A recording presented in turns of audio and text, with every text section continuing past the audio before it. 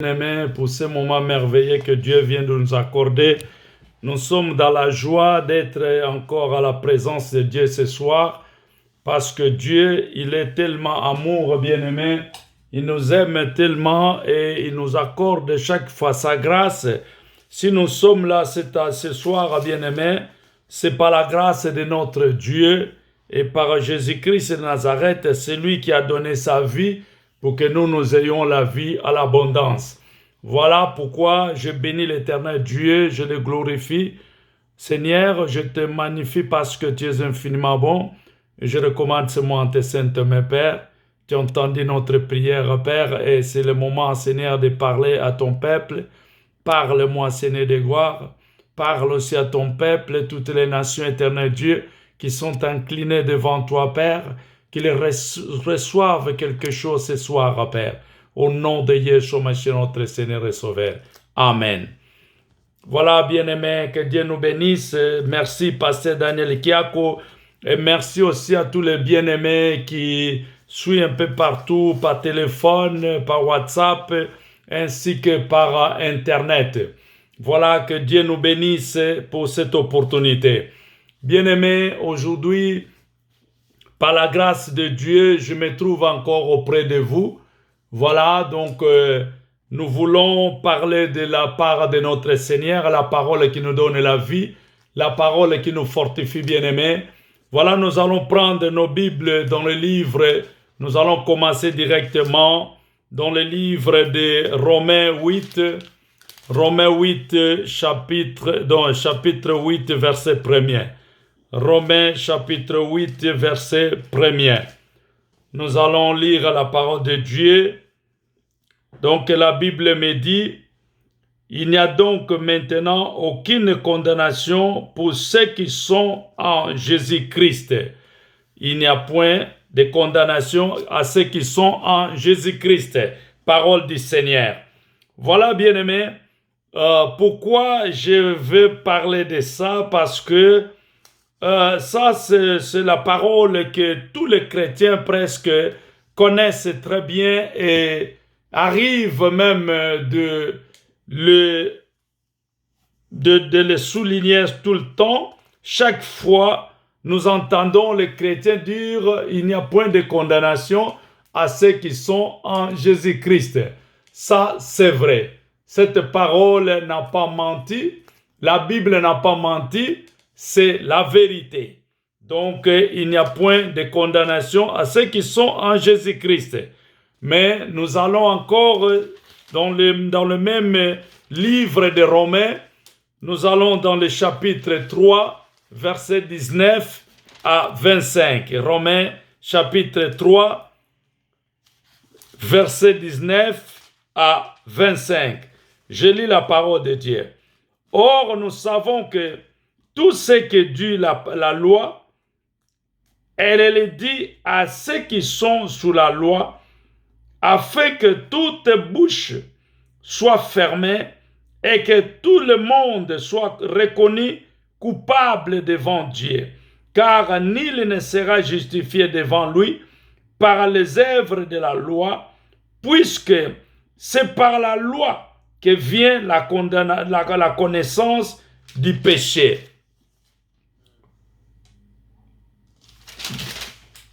Voilà, donc 21. Mais maintenant, sans la loi est manifestée la justice de Dieu, à laquelle rendent témoignage la loi et les prophètes.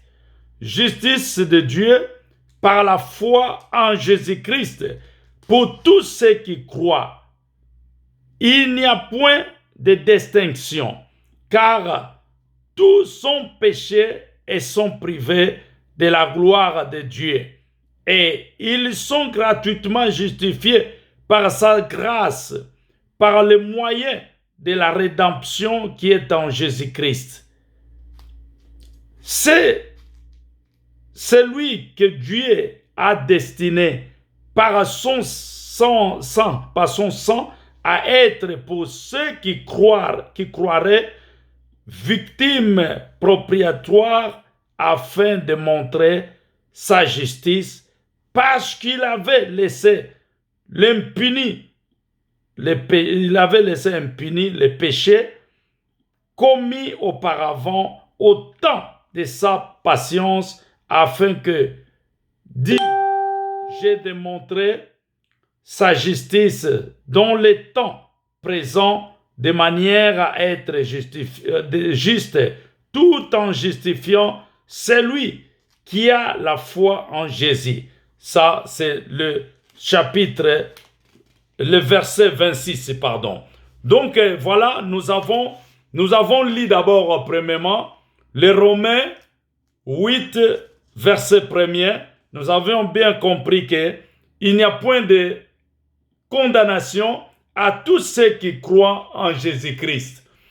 Et le chapitre de Romains 3, versets 19 à 25 ou 26, vient justifier exactement que tous ceux qui croient en Jésus-Christ, effectivement, ils ne sont plus condamnés. Ok? Là, tout est clair, il n'y a pas de problème. Nous sommes justifiés par Jésus-Christ, par la rédemption, c'est-à-dire par la mort et résurrection de Jésus-Christ sur la croix. Nous sommes tous sauvés parce que nous étions tous errants, condamnés, mais maintenant, par Jésus-Christ, nous sommes sauvés. Mais maintenant, je vais dire ceci, parce que nous avons beaucoup de... Ou je dirais, donc, il y a un peu de confusion dans la vie des enfants de Dieu par rapport à la condamnation et au salut. Donc, parlez de ces deux choses d'abord. Jésus-Christ est venu sur la terre pour sauver l'humanité tout entière, n'est-ce pas? Par le péché original, dont tout le monde était condamné. Tous, nous étions tous condamnés par ce péché qui est parti de l'Adam, qui a touché toute l'humanité. Dieu n'a pu trouver quelqu'un pur pour sauver l'autre ou pour sauver d'autres nations. Alors, il devrait envoyer son Fils unique, Jésus-Christ de Nazareth, pour qu'en lui, toutes les nations soient sauvées. Là, tout est clair, il n'y a pas de problème. Alors, je prends l'exemple de beaucoup de chrétiens qui disent, par exemple, je suis sauvé parce que j'ai cru en Jésus-Christ. Ça, c'est bien. Mais, est-ce que croire et faire, c'est la même chose? Là, le doute commence déjà. Parce que nous avons cru en Jésus-Christ. Qu'est-ce que tu as cru? Parce que tu étais baptisé? Ou parce que tu vas à l'église? Tu as cru par rapport à quoi? À l'enseignement de Jésus-Christ? Ou tu as cru parce que tu étais baptisé et parce que tu vas tous les jours à l'église? Nous laissons d'abord cette question. Nous allons continuer avec les Romains 8. Toujours chapitre 8. Romains 8, chapitre 8. Nous allons prendre les 5, versets 5 à 17. Chapitre 8, 5 à 17. Je lis la parole de Dieu. C'est en effet qui vivent selon la chair s'affectionnent aux choses de la chair, tandis que ceux qui vivent selon l'esprit s'affectionnent aux choses de l'esprit. Et l'affection de la chair, c'est la mort, tandis que l'affection de l'esprit, c'est la vie et la paix. Car l'affection de la chair est inimitié contre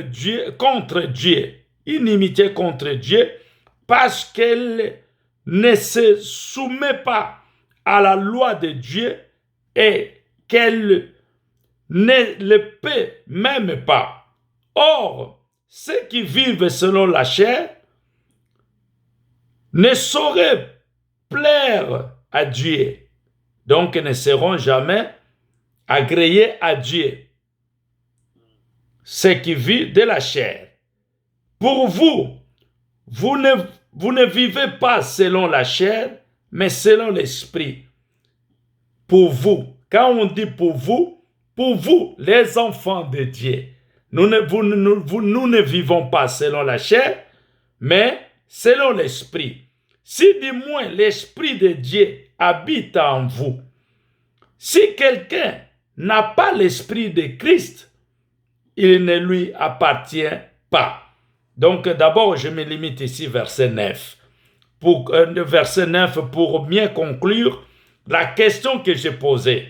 La question que j'ai posée est, est-ce que nous sommes sauvés, ou la question était, est-ce que nous sommes plus condamnés parce que nous avons accepté Jésus-Christ, ou parce que nous sommes baptisés, ou parce que nous allons tous les jours à l'église? Quelqu'un va me dire, moi je suis sauvé parce que je suis baptisé. Il y a quelqu'un qui dira aussi, moi je suis sauvé parce que tous les jours je suis à l'église. Il y a quelqu'un aussi qui dira, moi je suis sauvé parce que j'ai reçu la parole de Dieu. Mais ici, c'est clair. La Bible, je reprends le verset 9. Pour vous, ne vivez pas selon la chair, mais selon l'esprit. Si du moins l'esprit de Dieu habite en vous, si quelqu'un n'a pas l'esprit de Christ, il ne l'appartient pas. Là, vous voyez déjà, or, quelqu'un qui est baptisé, qui reçoit le baptême, il a déjà l'esprit de Dieu en lui. Parce que il est immergé sous l'eau, il est mort et ressuscité avec Jésus. Mais, maintenant, le problème, c'est quoi? Le problème est que cette personne, il n'est pas toujours comme il était sorti de l'eau. Lorsqu'il sort de l'eau, il reprenne son vieil homme. Ce vieil homme, il est revêtu encore en lui. C'est-à-dire, il n'est plus là où il était, comme ressuscité en Jésus-Christ, mais parce qu'il a revêtu son vieil homme. Et cet homme, c'est possible parce que l'Esprit de Dieu n'habite pas dans une chair pécheresse. Première chose. Alors, ici on dit si tu n'as pas l'Esprit de Dieu, c'est-à-dire que tu n'appartiens pas à Jésus. L'homme qui pêche est condamné. Alors, ici on parle de ceux qui sont en Jésus-Christ. Lorsqu'on dit ceux qui sont en Jésus-Christ, ce sont ceux-là qui ont tenu debout, qui vivent selon Jésus, qui vivent selon les Écritures, qui vivent dans la sainteté, une vie apaisée, une vie qui ne semble pas aux vies du monde, et qui retenit, donc qui entretenu l'Esprit de Dieu en eux, parce qu'ils ont peur de pécher. Lorsque tu pêches, tu es déjà éloigné de l'Esprit de Dieu, tu es déjà éloigné de Dieu. Lorsque tu t'éloignes de Dieu, automatiquement, tu es éloigné de l'Esprit de Dieu. L'Esprit de Dieu quitte. Parce qu'il ne reste pas en permanence. Lorsque le corps pêche, bien-aimé, lorsque notre corps pêche, l'Esprit de Dieu se débarrasse. Il laisse la place au péché. Parce que tu es dans le péché. Alors, c'est-à-dire être un enfant de Dieu, ici on nous dit de vivre selon l'esprit et non selon la chair. Nous allons voir comment vivre selon l'esprit et comment vivre selon la chair. Parce qu'ici, la Bible, les Romains, donc Paul, l'apôtre Paul, il nous explique très bien que celui qui est de la chair, il dépend des lois, il dépend des choses de ce monde, il dépend de la chair. Et quand on parle de la chair où le monde est semblable à la chair. Le monde, c'est la chair. Les choses de ce monde, ce sont des choses de la chair. Parce que ce sont des choses passagères qui vont passer, qui ne resteront pas. Ce sont des choses qui peuvent nous emporter, qui peuvent nous faire échapper la voie de l'Éternel. Parce que ne nous appartient plus à Dieu. Ce sont donc les gens de ce monde qui règnent et qui font montrer tout ce que nous sommes en train de vivre. Il y a des gens qui peuvent me dire, mais l'intelligence vient de Dieu. Oui, l'intelligence vient de Dieu. Toute autorité même est venue de Dieu. Toute sagesse, toute intelligence. Mais maintenant, n'oubliez pas qu'il y avait quelqu'un qui a été jeté sur la terre à cause de désobéissance. Et cet homme-là, ou cette chair-là qui était jetée sur la terre, il était l'ange de la lumière. Il était auprès de Dieu. Il connaissait toutes les stratégies, il connaît les Écritures, très bien. Mais il fait le contraire. Alors, c'est ça qu'il est venu faire sur la terre. C'est contrarier la parole de Dieu. Faire le contraire de la vérité. Et voilà donc, si nous sommes des enfants de Dieu, ceux qui sont sauvés, ceux qui ne seront pas condamnés, c'est-à-dire nous devrons marcher selon l'Esprit de Dieu. C'est-à-dire quelqu'un qui marche selon l'Esprit de Dieu, ça ne dépend plus de lui. Ça ne dépend plus, il ne dépend plus de ce monde. Il est dans le monde, mais il ne fait pas selon le monde, mais il fait de la différence entre le monde et lui. Parce que ce n'est plus lui qui vit, mais c'est Christ qui vit, parce que l'Esprit de Dieu qui est en lui, c'est ça qui va le conduire. Lorsque le péché se présente devant, donc l'Esprit de Dieu l'éloigne de ses péchés. Il le convainc toujours, il le montre toujours. Ce n'est pas ça, ça ne fait pas. Si tu fais ça, non, c'est mauvais. Ça, c'est l'Esprit de Dieu. Il y a des fois, bien aimé, il y a des fois, tu arrives à une circonstance, à quelque chose qui veut t'amener dans le péché, mais il y a toujours un esprit qui te parle tant qu'enfant de Dieu. Il y a toujours un esprit qui te parle que ça, si tu le fais, c'est mauvais. Mais, si tu endurcis ton cœur, et que tu ne veux pas écouter cet esprit, alors, effectivement, tu vas t'induire dans les rêves et l'Esprit de Dieu va quitter la place. Parce que, au moins, que directement, tu t'agenouilles, tu reviens rapidement à l'Éternel. Ne demeurez pas. Reviens et comme ça, tu seras pardonné. Si tu reconnais tes péchés, mais ne les fais pas tous les jours. Ne les répétez pas. Que cela ne vienne pas occasion de chute parce que tu vas demander le pardon à Dieu. Je l'avais dit la fois passée. Il y a des fois même le pardon. Il y a des fois même, on arrive à un moment, on ne dit plus pardon. Parce qu'on sait déjà qu'on devrait nous conformer.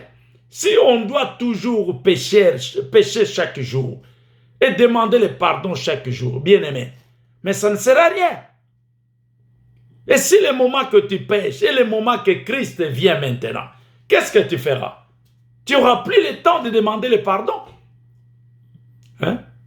Alors, nous avons bien compris que nous devrons avoir une vie de sainteté, une vie sainte, une vie qui n'est pas comparable aux gens de ce monde. Voilà. Et puis, ce qui est de la chair dépend de la chair, mais ce qui est de l'esprit dépend de l'esprit. Alors, nous allons voir l'opposition entre les démons, l'opposition entre la chair et l'esprit. Car souvent donc nous avons un peu de confusion, un peu de malentendu par rapport à ces mots, à ces deux principes ici. de la chair et l'esprit. Alors, ce qui est de la chair, c'est compris, mais il y a toujours dualisme, il y a toujours démon, parce que ce qui est de la chair, nous voyons bien que c'est corporel. Ça vient de notre corps. Donc, ça ne vient pas de pensées. Parce que les pensées, vous savez que les pensées viennent de Dieu. Alors, les pensées, si on les connecte avec l'Esprit de Dieu, ça devient saint. Tu deviens un saint. Les pensées qui sont dans notre corps. Mais ce qui est vraiment très incompréhensible, c'est la chair. C'est la chair qui pousse l'homme à faire tel acte. C'est la chair qui ordonne, c'est la chair. Et la chair et le monde n'est pas de différence. Donc, ce que du monde est de la chair. Et c'est de la chair et du monde. Alors, ce que de l'esprit, bien-aimé, ce que de l'esprit, c'est les pensées, c'est l'art, ça peut être culture. Vous savez, il y a des choses culturelles qui deviennent saines.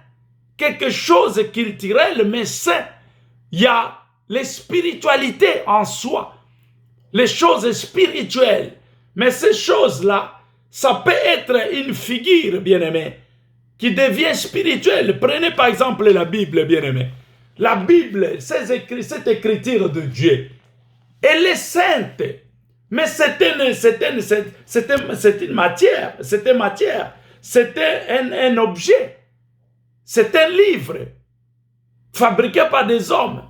Mais parce qu'il contient une parole qui est bénie, une parole qui est sanctifiée, une parole qui est précieuse devant Dieu. Voilà, cette Bible est sanctifiée. Mais on peut prendre aussi quelque chose d'autre qui peut être dans les spiritualités, peut-être culturelles, mais qui invoque la présence d'un esprit. Mais pour nous, on parle d'esprit de Dieu. Si nous voulons faire la différence, il faut parler d'esprit de Dieu, quelque chose qui attire Dieu. Mais ce n'est pas ce qui attire Satan. Ça, c'est déjà les choses corporelles, les choses du monde. Or, nous ne pouvons pas, bien-aimés, diviser notre corps. Parce que si je comprends bien ce que Paul il est en train d'insister ici, entre la chair et l'esprit, toutes les deux choses sont à nous. Donc, ça se trouve à nous. Mais qu'est-ce que nous allons faire? Est-ce que je dois me couper en deux pour me diviser entre la chair et l'esprit? Ou qu'est-ce que je dois faire? Mais non, bien-aimés, nous n'avons pas besoin. Aussi, qu'est-ce que nous allons faire? C'est que nous allons laisser de vivre avec les autres sur la terre. Non, bien-aimés, nous allons vivre sur la terre, mais seulement nos pensées et nos façons de marcher, nos idées ne seront pas la même chose que celles de ce monde. Je prends un exemple, bien-aimé. Un homme qui a trouvé le salut ou qui était sauvé dans les Écritures. Il était condamné, mais sauvé. Je prends l'exemple de Saül. Saül, cet homme qui persécutait l'église de Dieu, un jour, ils vont l'ordonner, ils vont l'envoyer pour aller arrêter tous ces sacerdoces, arrêter tous ces gens qui pratiquaient ou qui louaient le Seigneur et qui élevaient le nom de l'Éternel. Mais pendant qu'il allait à Damas, Saül, il va rencontrer Jésus-Christ sur le chemin. Et vous allez voir que Saül, la rencontre de Jésus, n'a pas résisté. Il va tomber, même les gens ne verront plus pendant un temps, jusqu'à ce qu'Ananias viendra prier. Mais avant que Dieu parle à Ananias dans les songes, là, Dieu a déjà révélé Paul.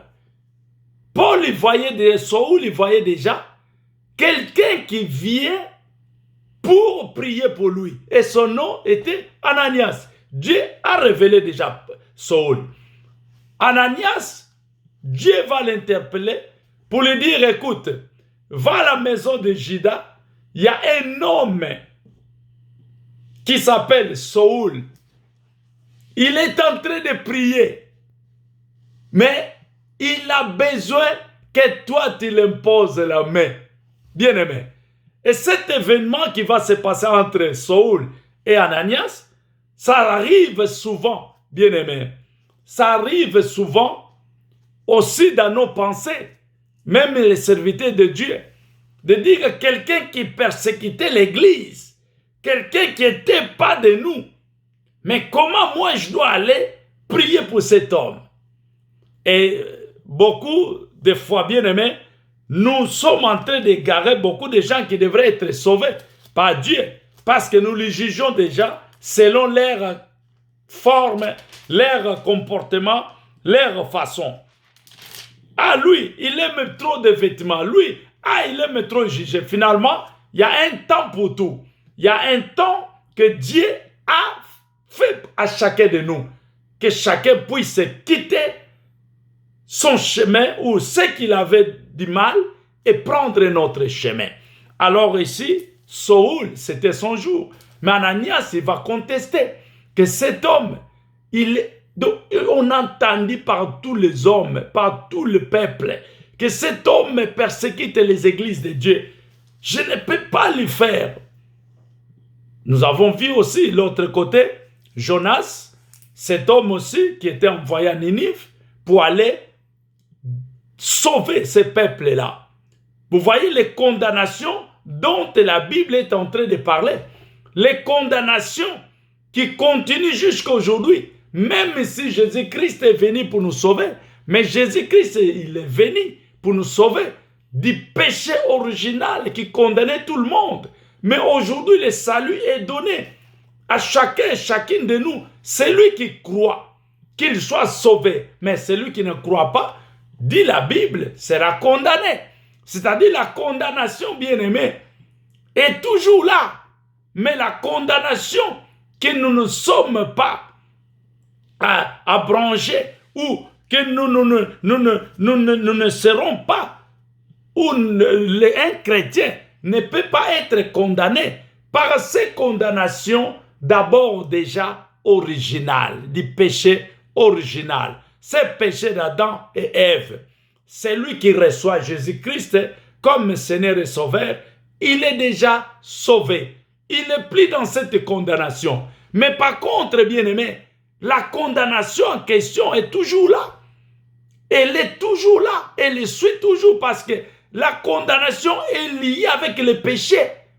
Celui qui pêche et qui mourra. Vous savez, cette mot-là, cette phrase, Jésus-Christ ne l'a pas enlevée. Cette phrase continue. Et continue jusqu'à aujourd'hui. Celui qui pêche, il mourra. Parce que Dieu avait déclaré cela. Alors, si Jésus-Christ est venu nous sauver, parce que nous étions tous condamnés, mais aujourd'hui, le salut est là. Le salut est individuel, bien-aimé. C'est lui qui veut être sauvé.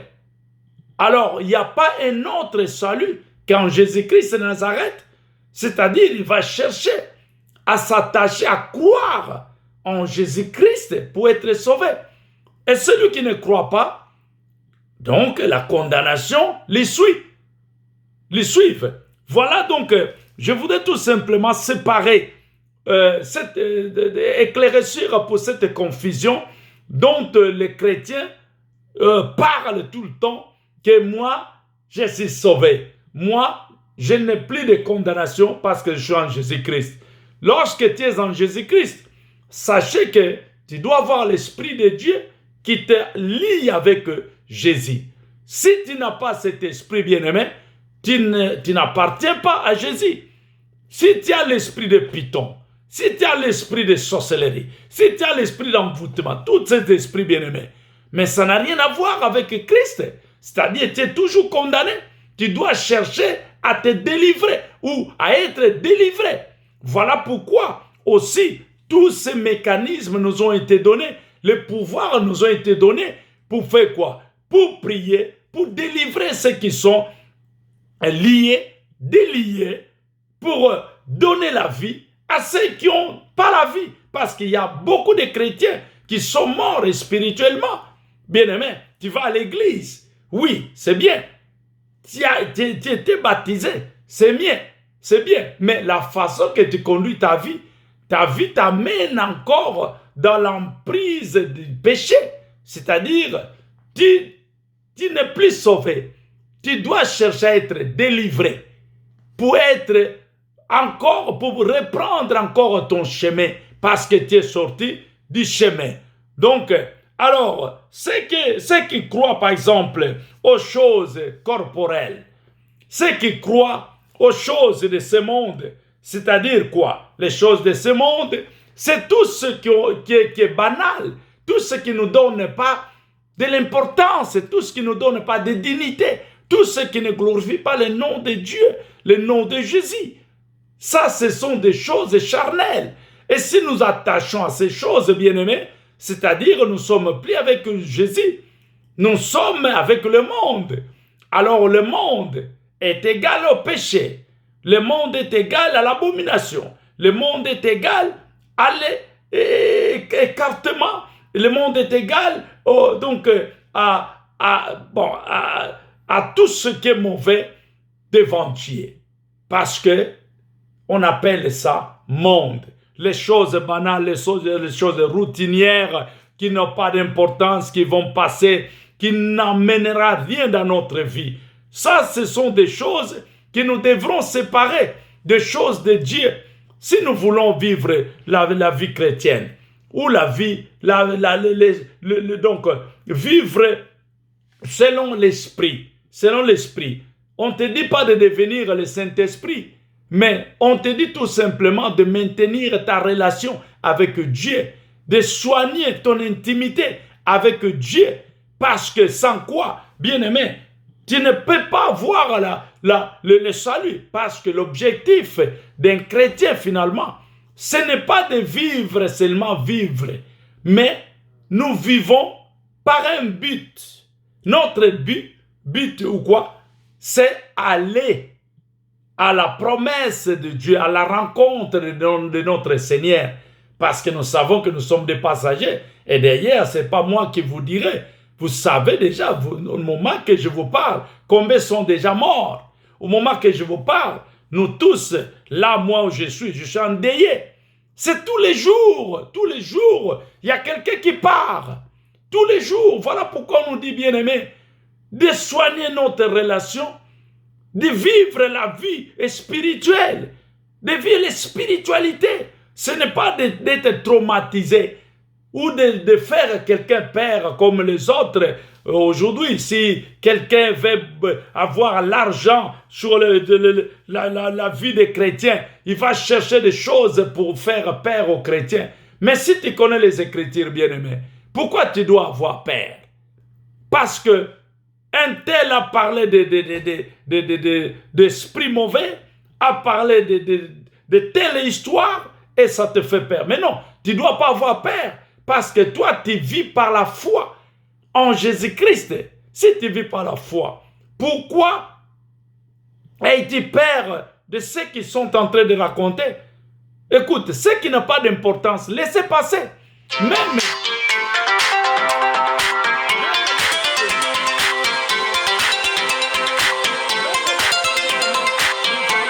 Nous allons sur l'Internet. Lorsque nous allons sur l'Internet, bien-aimés, soyez prudents de ne pas mélanger les choses, de ne pas détruire déjà la foi que nous avons en Jésus-Christ. Même si il nous reste encore du fumet, au moins que ait un peu de flamme seulement pour ajouter. Si tu n'as plus rien, s'il n'y a plus de flamme, bien-aimé, c'est comme quelqu'un qui prépare avec des charbons. Alors, les charbons s'éteignent, le feu finit. Donc, il n'y aura plus de feu, il n'y aura plus de chaleur. Tu ne peux pas cuire tes aliments lorsque tu n'as plus de feu. Alors, bien-aimé, ce que nous allons faire, c'est tenir notre feu. C'est être comme les 5 vierges sages femmes, bien-aimées, qui attendaient l'épouse, mais avec des lampes allumées. Lorsque tu éteins ta lampe, bien-aimé, croyez-moi que tu n'auras plus rien. Notre objectif, bien-aimé, c'est tenir debout. nous avons juré de suivre Christ jusqu'au bout. Voilà pourquoi, bien-aimés, personne ne peut nous faire peur. Aucune parole, aucun évangile ne peut venir nous tromper parce que nous connaissons les Écritures. Ayez confiance aux Écritures. Lisez-les jour et nuit, bien-aimés, pour que tu sois fortifié. Parce que la faiblesse est là pour tout le monde. Les problèmes sont là pour tout le monde. Mais ça dépend de gestion. Comment tu gères tes problèmes. Comment tu gères les faiblesses qui t'arrivent dans la vie. Alors, bien-aimés, à partir d'aujourd'hui, nous savons bien qu'il y a la chair et l'esprit. Alors, c'est que de l'esprit, qui est un enfant de Dieu, qui est de l'esprit, il doit marcher selon les choses spirituelles. Les interdits, il doit connaître les interdits. Il ne doit pas faire ce qu'il n'a pas demandé de faire. Il doit être prudent. Il doit parler. Il doit soigner son langage. Il doit être en bonne connexion. Il doit être exemplaire. Il doit être différent. Donc nous sommes là pour marquer la différence, pour que notre Dieu soit témoigné. Voilà, bien-aimés, à partir d'aujourd'hui, toi et moi, nous allons lire dans nos maisons le Jean 3, 18, Jean chapitre 3, verset 18. Méditez-les à la maison et sachez que, tant qu'enfant de Dieu bien-aimé, les choses charnelles, ça ne t'appartient pas. Toi, tu es un enfant spirituel, donc pour les choses spirituelles. La spiritualité, ce n'est pas la bouche, ce n'est pas quelque chose de parler. Tu dois l'exercer. Exercer tout ce qui est spirituel, les dons spirituels, tout ce que Dieu nous a donné pour que le monde puisse voir la différence en nous. Voilà, que Dieu nous bénisse. Amen, amen, amen. Acclamons, acclamons, acclamons, acclamons, acclamons, acclamons, acclamons. Oh, quelle belle parole bien aimée dans le Seigneur. Bien aimé, si tu as besoin d'être alimenté de la bonne nourriture, bien aimé, soyez toujours connecté et tu verras vraiment la gloire de Dieu. Bien aimé, étant soutenu au milieu des souffrances, étant présent, bien aimé,